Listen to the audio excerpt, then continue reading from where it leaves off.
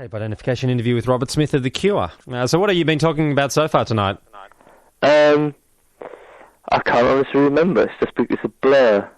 It sort of starts off with Galore, and then, you know, depending on who's asking the questions, runs off into all kinds of weird territories. Okay, well, we will talk a bit about Galore, of course, because that's the main reason for this conversation. I actually wanted to begin by talking about Career Girls. Oh, yes. Has anyone so far tonight talked to you about Career Girls? No, they haven't. Oh, no, good. Okay. A refreshingly new topic. All right, good. Virgin territory. What did you think of the film? I had mixed emotions, actually. I was made aware of it by Facts by Mike Leigh early, in fact, late last year, I think, as long ago as that.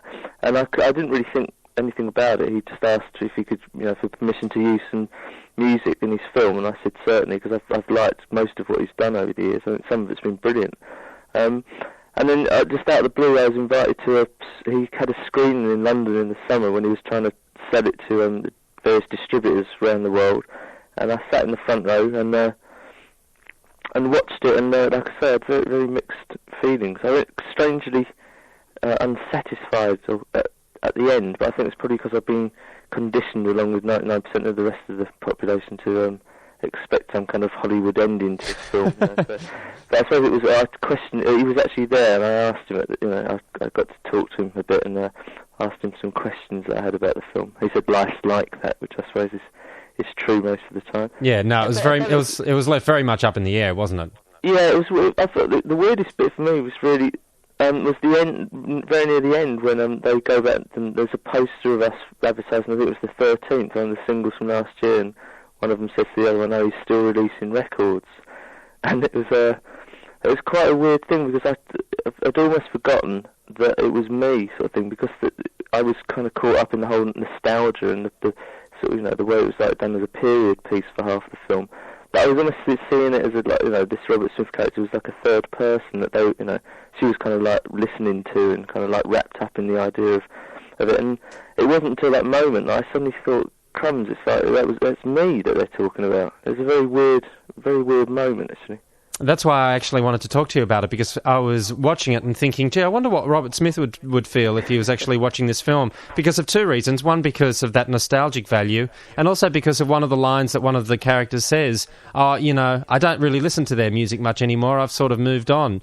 Yeah. And there you are. You're still creating music within The Cure, but your fans have sort of come and gone at various stages. Yeah, that was around in the same scene in the film, around that bit, the sort of denouement, or what there was of the denouement at the end, and that was what I asked him. I said, "You know, what were you getting at?" I was kind of like being half jokingly pushing him up against the wall.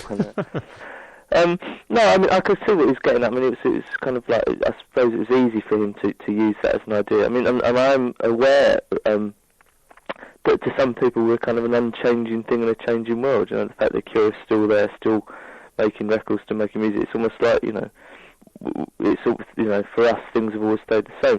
The reality, of course, is that within the, you know, I mean, my job description is essentially the same. You know, I'm like the singer and the songwriter in a group called The Cure, but that's kind of like where all similarity ends between like what I do now and what I did certainly in the mid-'80s. You know, it's like with anyone else, I suppose, in the job that isn't as high profile, doesn't really have to explain their actions, or, you know, or their what they did 10 or 15 years ago. They don't have to keep explaining it, if you like.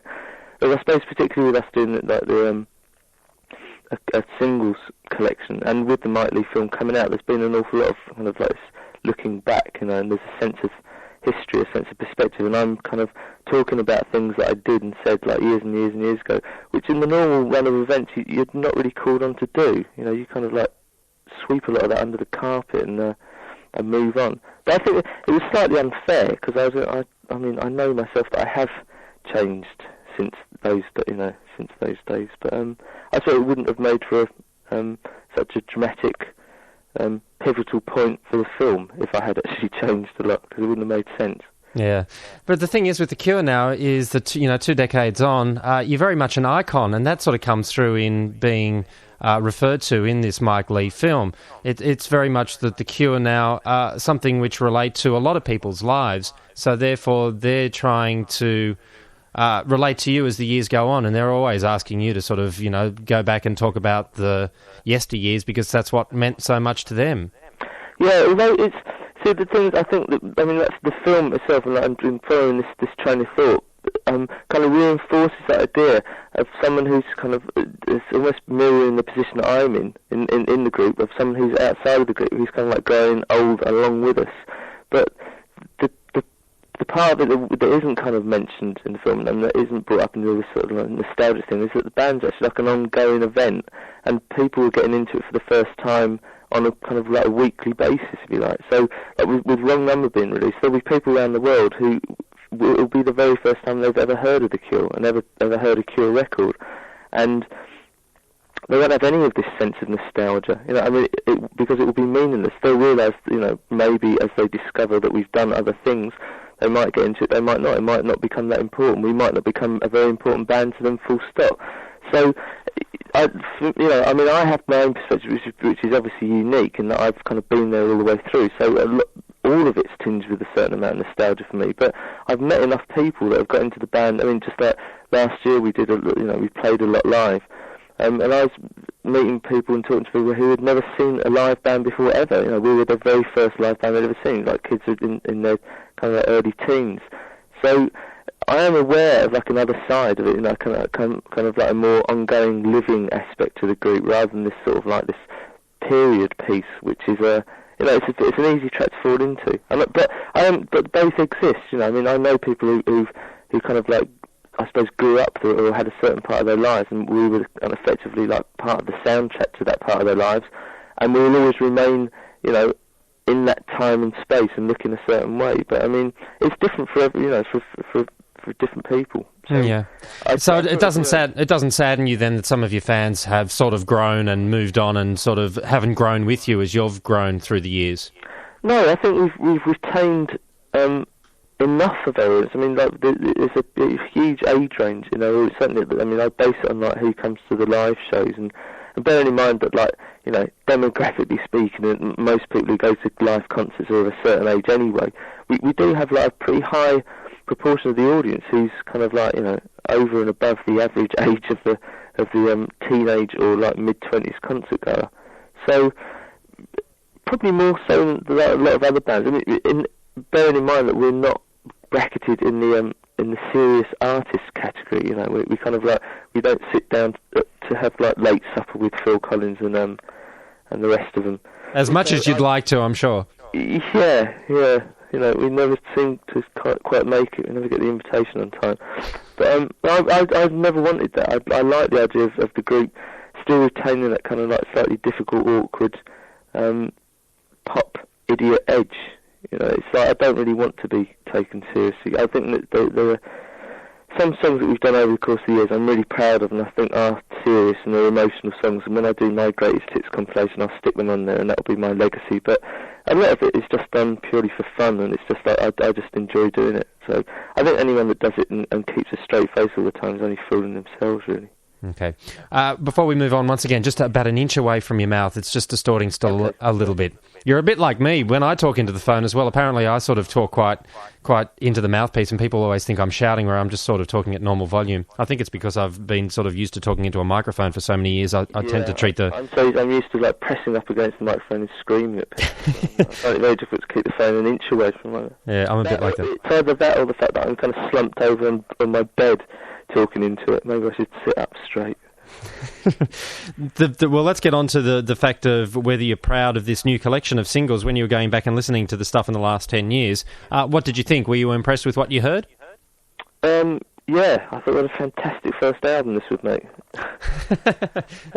No, it is. I think with there's very little of what we've done over the years that I would change, actually, even if I had the opportunity to, because it goes through a very rigorous process before stuff comes out for other people to hear.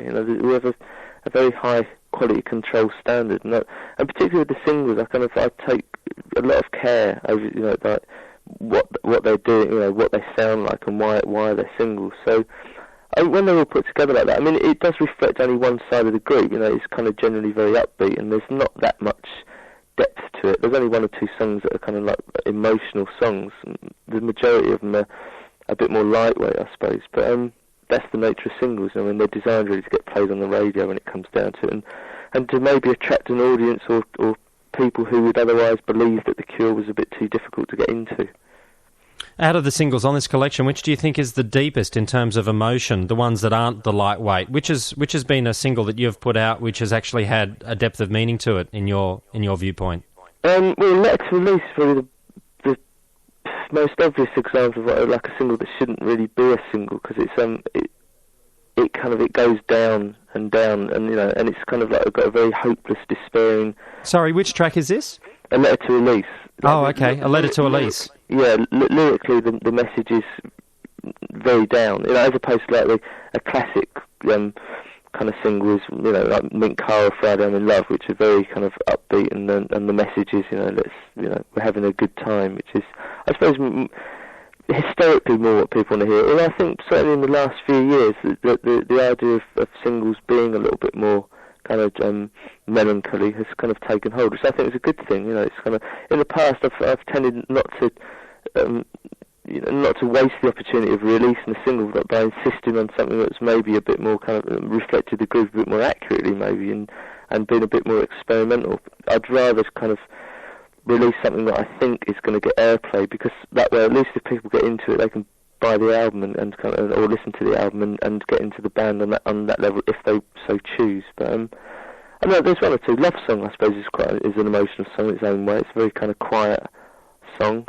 Well, I was just about to say that's been one of your most popular singles in the last 10 years, and I wouldn't describe that as lightweight.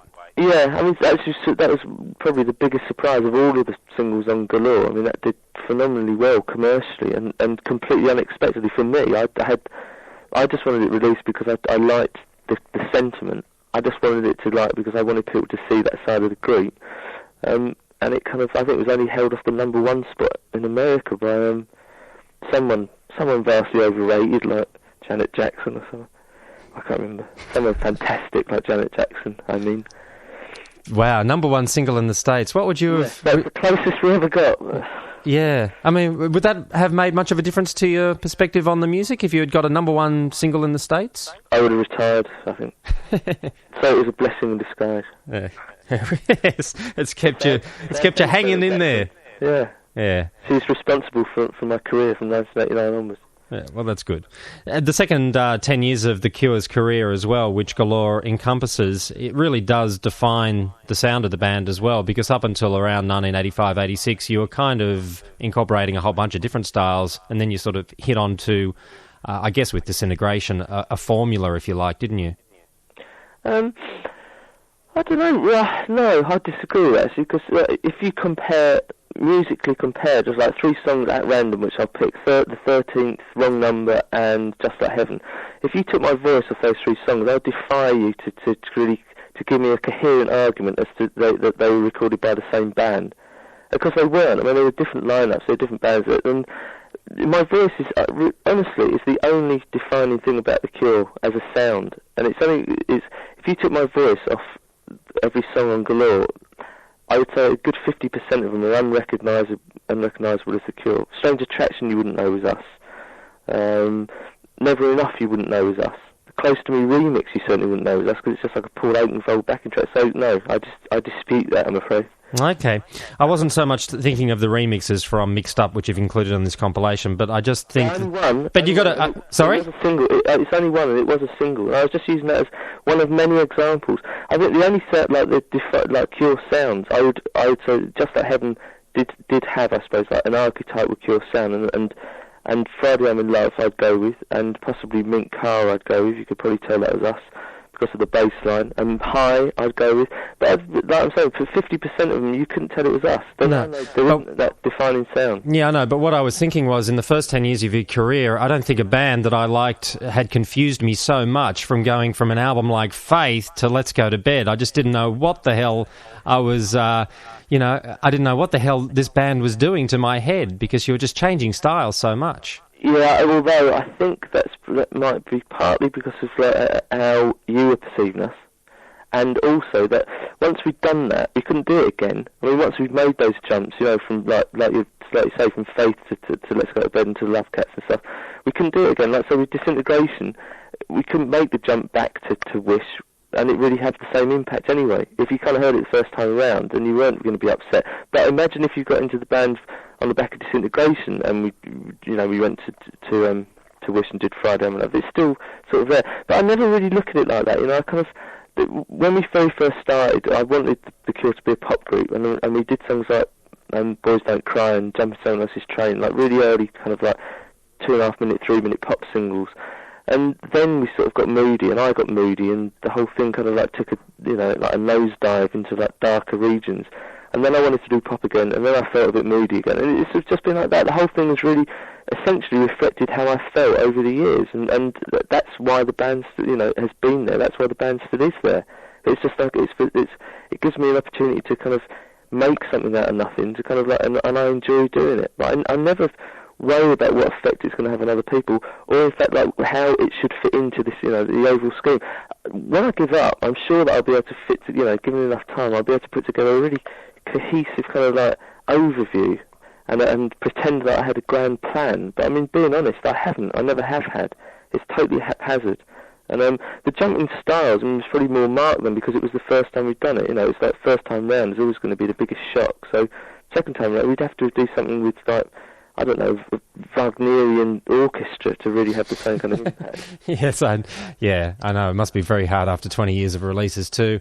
Just getting back to that changing of moods that you've brought to your music as well, have you at all been affected over the years, though, of preconceived ideas that your audience have had, or the ideas that you think the audience has of you? Have you gone to then change the next release because you think, they're getting this conception of me?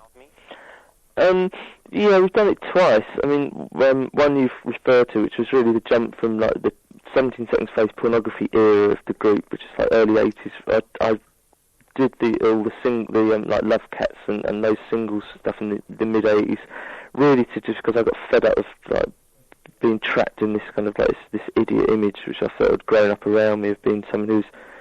I mean, for a period of time, I was very sort of like depressed, but once I wasn't, I wanted to kind of like make it very obvious to everyone. So in some ways it did reflect how I felt, but I probably overdid it.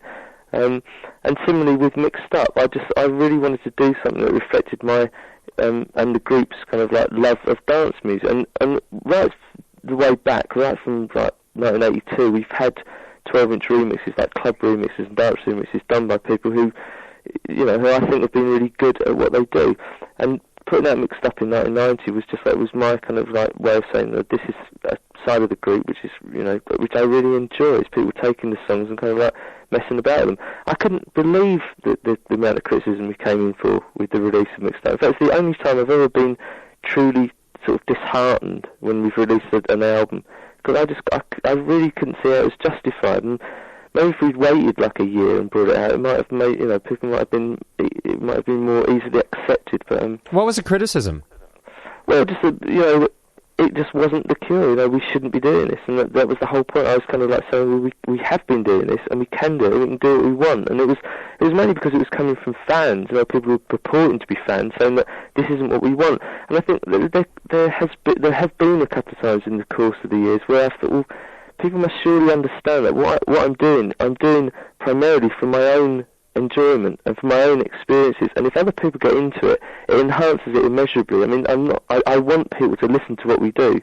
It's like I'm not one of those people who like want to, to stay kind of like playing to like 15 people somewhere exclusive. I hate that kind of precious attitude towards music. I've got no problem with, I like a lot of people who sell a lot of records. I also like people who don't sell a lot of records. It doesn't make any difference to me. I like things based on what they are, musically, or on what someone's trying to do. And that's always been the case with the Cure. I like doing stuff, and so I do it. And if other people don't get into it, they have the option like not to buy it and not to listen to it. But I don't believe they reserve the right to criticise what I do, in essence to try and change what I do to suit what they want, because there's a million and one other people doing stuff, people saying we want the Cure to be back doing doom and gloom music, but I mean, in very occasionally when we've done stuff like that, it's because that's how I feel. But I mean, at any given time of the year, you can find people who are making that kind of music, who genuinely feel unhappy and feel depressed, and are making music that reflects that. So why on earth, people feel that I should be the one that has to kind of like keep going back and doing that. I've never really understood. Yeah, there would be absolutely zero growth for you, wouldn't there? Yeah, and also, apart from that, I just wouldn't do it. It wouldn't be true. And once and the whole point about what we do is that's why we've retained an audience, why people like what we do on such a, in a lot of instances on a very kind of, they connect on an emotional level because they know that it's real, like not in a kind of like, this is real man, but if I'm singing about something and it's got a sense of, like, an emotion to it, it's because that's really how I feel. I can't manufacture it, and it's a bit late in the game for me to start. Okay. On the subject of mixed up as well, it seems to be the direction which you're going to be taking The Cure even more in the future, because I've been reading on the internet that you're getting a whole lot more into the loops and the samples and working with technology at home. Yeah, the beauty of the internet is like when I speak to someone on a Danish daily paper, and then like the next interview I do with someone on the west coast of America starts quoting me. It's in the old days I could lie freely to different countries, and I brought up these whole different perceptions of the group, in the minds of that populace. Now it's all been thrown to the four winds. It's a homogenous world now. Yes, I'm having to tread very carefully and pick my lines accordingly. So I'm going to tell you that it's an entirely acoustic album, 16-piece string orchestra, and you can stick that on the internet. Yeah. No, I mean, but it is much more based around, I've got to grips with sort of kind of sampling and loops and stuff, and I'm just having a lot of fun with it. I mean, it's probably less of a group enterprise at the moment than past albums. And we're working in a very different way. We're kind of working sporadically, and when we are getting together, we're doing like one or two songs, and we're mixing them, and then we're not getting together again for a few weeks. So rather than going to the studio for a concerted, attempt at making an album, we're actually doing it at summertime. We've got about 6 or 7 songs now since the summer that I think are really good, and hopefully we'll have enough to have finished an album by Christmas. So what songs end up on it, or which ones, the ones that I think are really good by Christmas, is when I've just listened back to what we've done over the course of the last, the preceding 6 months, and decide what the album's going to be. But it also allows me to kind of sample stuff that we've done as a band and actually kind of rewrite and rework songs at home. That's what I'm doing with a lot of them. Would you describe the feel of the song so far as being dancey, or more dancey than your previous material? They're not quite as overt and as obvious as Wrong Number. I mean, Wrong Number is really out there because of Reeves Gabrels, because Bowie's guitarist who played in it. I mean, he definitely gives it a particular sound, like his kind of like that rock guitar stuff. It really marks it out as being, it's very unlike us to have something so kind of like rocky. Well, I wouldn't have imagined it when I started out in the summer. What I was trying to get, I was like a million miles away from that. But once we'd done that, it actually kind of infected me with a desire to do something along those lines. So it's maybe not so hard-nosed, it's a little bit more kind of fluid, but still is very rhythmic. I mean, in the past, a lot of what the group's done has been it's been driven by melody almost universally. And I think a lot of the new stuff is actually driven by rhythm a lot more. So in that sense, it's been influenced by dance music. Well, on the Galore collection, there is the one new track which you just mentioned, the new single, Wrong Number. I was listening to it and I was going, this is funny. I knew you were a big fan of David Bowie stuff, and I was actually reminded of his last album, Bowie's last album, listening to the single, and then the penny dropped when I read on the internet, Reeves Gabrels' guitar on the single, and I thought, Yeah, and also Mark Platty, who produced Bowie's album as well, Earthling, because I met them both when I sang at the Bowie concert, his 50th birthday concert earlier in the year, and I thought the Earthling album was fantastic, and I thought the sounds of it were great, and I'd read an interview with Bowie about how he worked doing the album, and I was really intrigued about meeting Mark Platty, who was at the concert, and I just started chatting with him, got on really well, and in fact it was really, Wrong Number was just me and Reeves and Mark Platty in a studio for a couple of days, just messing about with technology and Reeves' guitar. So it wasn't really a band thing at all. But it led me onto this sort of idea, which I put to the rest of the band. This is like a really good direction to follow, because it just appealed to me. And essentially, going back to what I said earlier, that's the whole point of the group. Is that it's just something that I still am excited by and still enjoy. So if that's what I want to do, that's what we'll do. Yeah, Bowie's always described Gabrels as well as being a completely crazy guitarist. Is he crazy? He's fantastic. He's without question one of the best guitarists around. In some ways, he told me that Barry expects him to be like this guitar monster, as he put it, and he kind of occupies one side of the stage live and just kind of like lets rip when the mood arises. But he's actually a really tasteful guitarist. He can kind of like play a wide array of styles, and I would love to do more stuff with him. He knows that we've kind of made tentative plans to work together again. I just not necessarily with him playing in the style that he's played on Wrong Number, but just to I when it gets down to it, I've got on with him incredibly well. I find he's a really, really interesting bloke to talk to, and he's done a lot of things and has a very colourful past. And we were just kind of swapping stories, but not in a sort of like sitting down and trading anecdotes kind of thing, but actually very naturally following chains of thought. And we had a very similar sense of humour, which for me to find someone who is a guitarist, and I suppose more importantly, he's an American guitarist who has a similar sense of humour. It's quite an unusual event. Oh, come on now, you're stereotyping the American guitarists out there. Yes, I realise that as I'm saying it, that's going to be on the net as well. Yeah, that's out there now. Let me reduce it even further. An American guitarist who's called Reeves. That has the same. Yeah. Okay, you safeguarded yourself. Now, before we hear Wrong Number, I'm kind of curious to know what inspired the writing of the track. Was it a bad dream? Because that's what comes to my mind. I've had a bit of difficulty actually explaining it. With most of the songs that I've written, like through the years, they do have at least some sense of narrative that at least I can understand. And Wrong Number is almost like out there on its own as being very, very muddled. And when I've thought about how to explain it, the first time I was asked, I kind of had total silence. I couldn't think what to say. I'm like, what is it about? I hadn't really paid much attention to it. Partly, again, going back to the thing about working with Mark and Reeves, was the way that Barry did his album is actually just like singing stuff and then just chopping it up, that kind of like the Barrows ethic. And part of that was a Wrong Number, because I was singing like quite a few different verses and then just like chopping them up in the computer and kind of making them work with how they sounded phonetically. So there isn't that sense of beginning, middle and end to it. And it's actually based on 2 or 3 different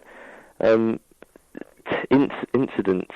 But I suppose when I've had difficulty in explaining what it's about, I've tried to mutate that into how can I put this?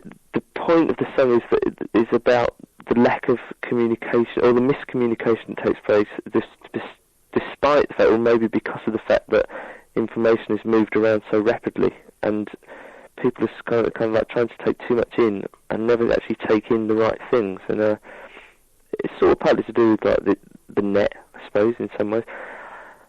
I will try and explain it on our website, I suspect, before Christmas. Just for my own peace of mind, because even now I'm floundering. Well, I don't feel so bad now of not really knowing, what the song was about or what was inspiring it. I just got this picture of you waking up in a hotel room after a really bad dream and being in the States somewhere and just, putting pen to paper. Part of the song is about a phone call that I had in a hotel room in America, you're right. Earlier in the year. Part of it, the lime green bit, which is just a line that I like, the lime green and tangerine, it was like a wry kind of comment of the incredible fastidiousness of with which fads are followed in this in the UK, with like how if you're told that lime green and tangerine are like the colours for the summer, but everyone actually starts wearing them, kind of slavishly believes that they look good. No one looks good in lime green and tangerine. They're hideous colours. I'm kind of just about old enough to remember my eldest sister wearing lime green and tangerine in like 1968 and not getting away with it then. And the people's dress sense was possibly anything worse than it is now. It just made me laugh. That just started me off on a train of thought. And then the red and gold was like something else again. But I just liked the combination of colours. Then led me into this kind of like... It was actually about something that a review that I read that was about the prospects of Galore, and going through their idea. It was actually on the web of like what the songs were about. And Why Can't I Be You apparently was about satanic worship or something. It was about devil worship. I thought, this is a new one on me. And it was reading all things into the lyrics. I thought, excellent. I'll put red and gold together and throw in a few devils into the words, and they'll get some interesting responses. So it's just kind of like a mishmash, really, of different ideas and stuff, just all thrown together. But I felt it suited the music, which is basically why I left it alone. Well, normally, if I come, I reached that sort of point with the song, I'm kind of halfway through it. I would have spent like another, however long it took, refining the song lyrically until it did make some sense to me, until I was kind of like communicating a message. But the whole point of it not communicating something is, I think, kind of quite charming in its own way. That's my get out clause anyway. Gee, you just got out there in time. The door was almost closing, Robert Smith, and you just snuck out. Yeah. Anyway, I'll take your word for it, and I promise I'll never buy a lime green or a tangerine shirt. I'll take your word for it. But you should, now's the time to buy, because they're in the basement bins wherever you look. That's the beauty of it. It's just in time for me to do the video in a lime green shirt. I'll pass. I'll still pass. Anyway, look forward to all the projects that you got set up for 1998, including the new album as well. So once again, thanks for your time today. Okay, thank you very much, and hopefully we'll see you in 1998. If we set foot outside of the shores of the UK and we go and play, we're definitely going to come to Australia. Oh my God, you're going to get back on that plane again?